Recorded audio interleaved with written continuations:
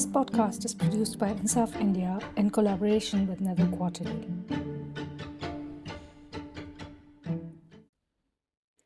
Today we discuss the work of Dr. Hany Babu, Associate Professor of English at Delhi University.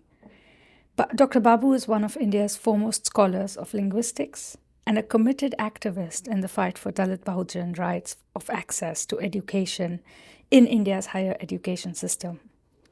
As of today, Hany Babu has been incarcerated for over 4 years without trial. He completed 4 years of incarceration on July 28th of this year, 2024. He was falsely accused for his involvement in what is now recognized as a false case, the Elga Parishad Bhima Koregaon case. He's one of the many intellectuals whom the state is attempting to silence for the powerful critiques and challenges that he poses to the pathological inequalities in the Indian society and to the injustices imposed by the state. He worked together with Professor Sai Baba for many years, challenging Delhi University's targeted denial of education to SCs, STs, and OBCs, understanding the structurally embedded ways in which admissions are denied, and taking on a protracted struggle for the just implementation of reservations in the university. Later on, he was, as many of you might know, at the center of the campaign for Professor Sai Baba's release, which brought him under the state's radar even more. You can find a link to a wonderful discussion posted by Dalit Camera on YouTube, which includes discussions of Babu's social work by Professor Uday Kumar and the late Professor Sai Baba, among others. Students, colleagues, and associates recall Babu's commitment to making the university accessible to all and challenging the caste hierarchies entrenched within the university system. He was deeply moved by the discriminations faced by students for their caste or their linguistic backgrounds. So he wrote and educated not only on linguistics and syntactic markers in language, but also on citizenship and civic rights, the language underlying the laws of sedition, the languages of imperialism, and the question of a national language. What we see in Hany Babu's work is a profound illustration of how academic work gains its vitality and relevance only when it is deeply rooted in social engagement. His scholarship serves as a compass for justice and as a powerful advocacy resource for equitable access to education, striving to make academic spaces more inclusive and reflective of the principles of fairness and dignity for all that are embedded in our Constitution. Today we want to dig deeper into Dr. Babu's writings at the intersections of linguistics and a critique of India's all-encompassing hierarchical and fundamentally unequal social order. We discuss two of Babu's many writings. The first is an essay titled Breaking the Chaturvarna System of Languages, the Need to Overhaul the Language Policy, published in Economic and Political Weekly in 2017. And the second is a chapter titled The Convergence of Unequals, Struggle for Rights in the University Space, published in the book titled The Idea of the University, Histories and Context, edited by Debaditya Bhattacharya in 2018. The links to these articles are in the description, along with links to some other writings of his and his PhD dissertation for those of you who are especially interested in his work in theoretical linguistics.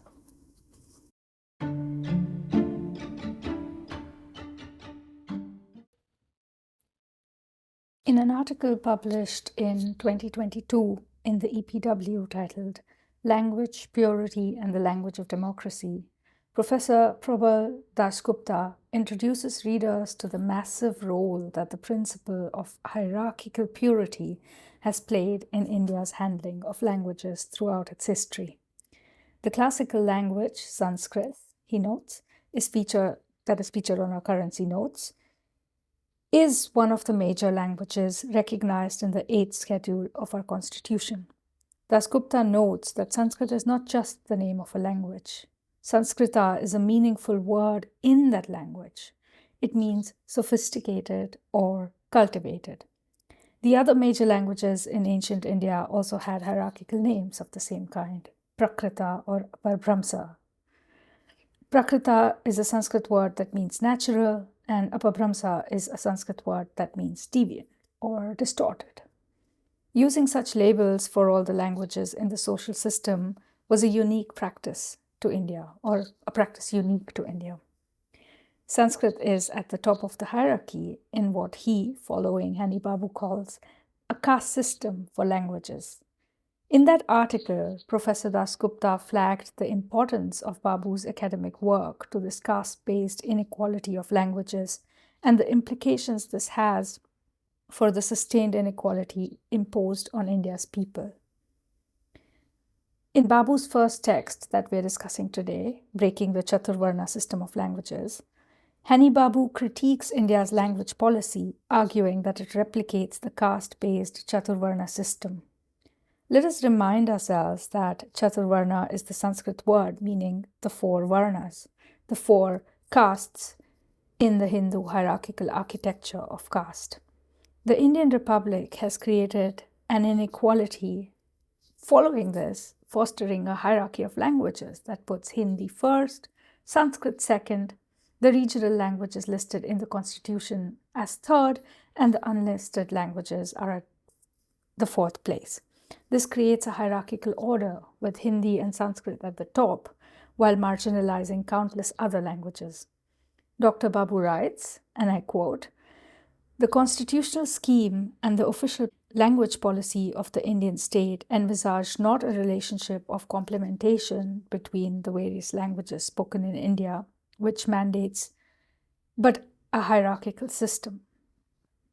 This hierarchy is reinforced by Article 351 of the Indian Constitution, which mandates the promotion of Hindi using Sanskrit as its chief source of enrichment. Non-scheduled languages spoken by millions are dismissed as mere dialects and excluded from formal recognition." Dr. Babu likens this linguistic structure to caste. Quote, "Such a multi-layered stratification with an ascending order of privilege and a descending order of prestige is not surprising in a caste-ridden Indian society." Unquote. So what role does English play in this? Right?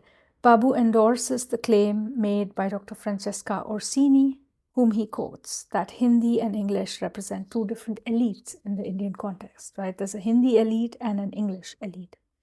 The Hindi elite, in Dr. Babu's terms, is a non-negotiably entrenched reality, and no outsiders can reach it or use it to change the inequitable language regime. But English, on the contrary, is an outsider language, and therefore open to emancipatory change, open to being transformed. Dr. Babu's claim is that for a transformation of Indian society, we can and should help Dalits and Bahujans to reach the fortress of the English elite, because it is a fortress that can be beaten in real time and in practical terms. Babu urges us to leverage English and recognize its role in helping develop a genuinely inclusive, universal educational and social order. But of course, we are a long way away from this, and social systems need to be systematically pressured to change, as the second article we discuss will show. Hany Babu has never argued for a radical break with existing practices. His strategies have always involved working with the system to force it to evolve quickly within its own terms. He's been doing this with the legal and constitutional system, trying to put pressure on official institutions to do what they're formally obliged to do and designed to do. He seeks to work with the cultural system to make the dual role of English exploit its outsider relation to the language caste system. It is both inside and outside of that system. His goal here, and this is a goal he hopes everyone will share, is to phase out the hierarchy from the Indian cultural system. He argues for the democratic place of English as a language that is not marked by caste or the history of caste, and as having an emancipatory potential. Hany Babu argues for a multilingual policy that values all languages equally. He envisions a society where, as he puts it, and I quote, "linguistic diversity is celebrated not marginalized.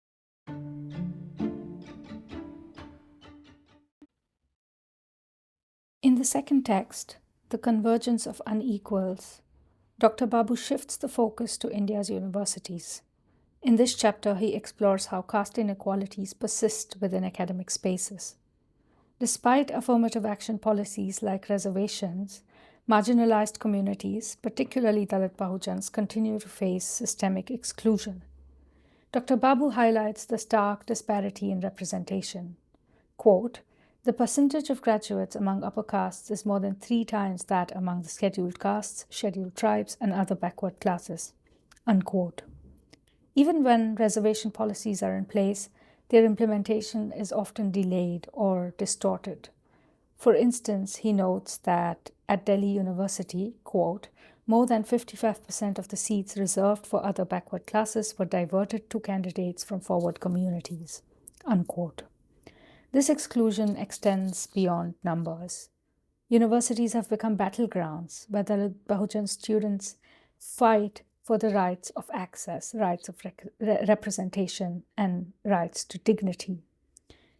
Dr. Babu writes about student suicides, calling them, I quote, "a tragic reminder of how caste discrimination continues to pervade even the most elite educational spaces." Unquote.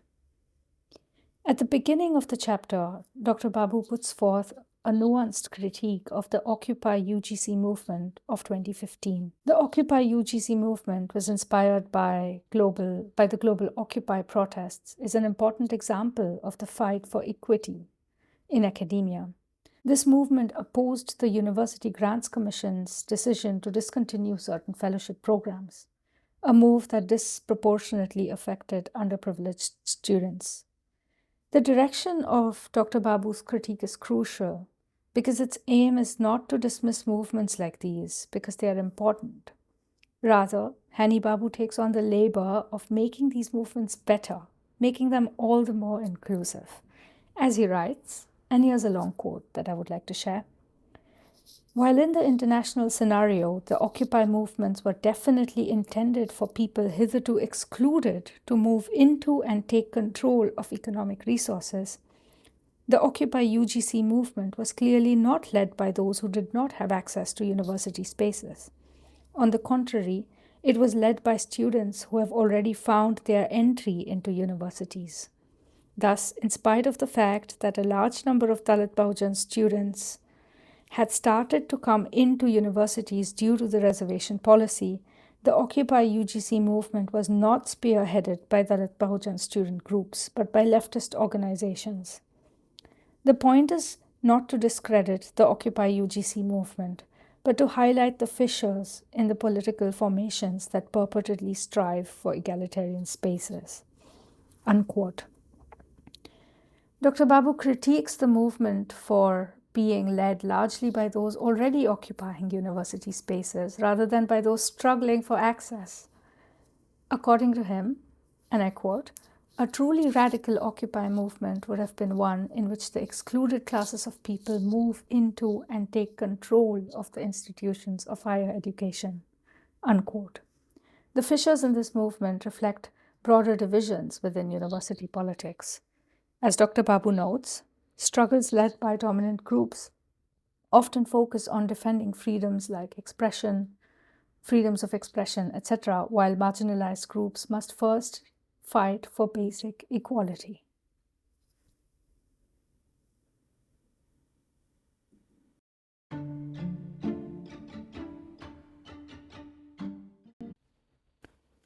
Both texts expose how systemic inequalities, whether linguistic or caste-based, are entrenched in policy and practice. They challenge us to see the ways these hierarchies are maintained, often under the guise of progress or national unity. As Dr. Babu puts it, quote, "True equity cannot be achieved without dismantling the structures that perpetuate privilege. And these structures have to be dismantled from within." What can we take away from these works? First, that policy matters deeply. Language policies and educational reservations are not just administrative tools. They shape who belongs and who is excluded. Second, that recognizing how caste, language, and other axes of identity or background interact is vital for understanding and addressing inequality. To quote Hany Babu again, the struggle for the right to equality is of a more basic nature. It is a struggle to be recognized and treated as a human being. This struggle, whether fought in the domain of language or education, is central to building a more just society. We'd like to close with a recording from one of Hany Babu's academic talks, written largely from memory, shortly after his house was raided and his books and laptops seized, and shortly before he was arrested. You can find the link to the whole talk in the description. So the abstract goes like this. By calling for reopening the issue of national language, the Home Minister has reopened an old wound. Reviving the national language debate takes us back to the 18th and 19th century thought that equated a nation with a language. The new discourse that we need to start is about the linguistic rights of the people of India, which cannot be meaningful unless all languages are treated as equal. I think this is the constitutional amendment which Professor Purushotthama was also referring to, because interestingly, the constitution treats all Indians as equal, but not all Indian languages as equal. And one of the fundamental questions that we need to ask is, can the people be equal if their languages are not equal? So their languages becoming equal, I would say, is a necessary step to attain equality of the people. So this is where I think the Indian constitution has some limitation there, because this was framed at a time when the world was driven by what Professor Ramakant Agnihotri calls the unilingual pull. That was Ideas Behind Bars. In the description, you will find links to some of the resources we referred to and the details of the articles we read from. We welcome free use and circulation of the podcast with first publication credits to InSAF India. Stay tuned for more episodes and follow us on Twitter or Instagram at InSAF India for our latest updates.